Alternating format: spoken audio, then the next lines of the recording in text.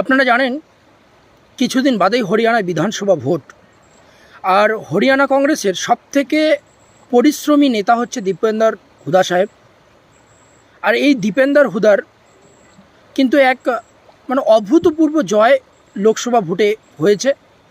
এখন যেটা বিজেপির মাথা ব্যথার কারণ হয়ে দাঁড়িয়েছে, এই জয়ের পরেই দীপেন্দর হুদা হরিয়ানার 90টি বিধানসভা সিটেই কিন্তু হরিয়ানা মাঙ্গে হিসাব এক পদযাত্রা বের করেছে।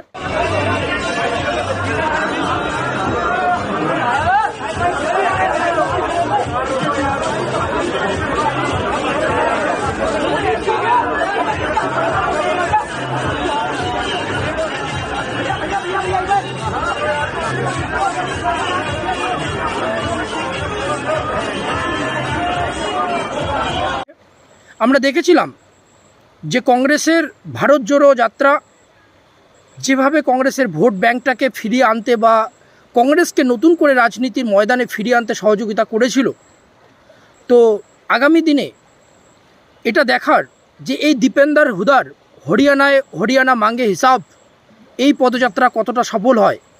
রাজনৈতিক মহলের ধারণা যে এই পদযাত্রার পরিপ্রেক্ষিতে হরিয়ানায় কিন্তু যে আপকামিং বিধানসভা ইলেকশন রয়েছে, সেই ইলেকশানে কংগ্রেস অনেকটা লাভবান হতে পারে। এরই মধ্যে কিন্তু বিজেপি মহা টেনশনে পড়ে গেছে।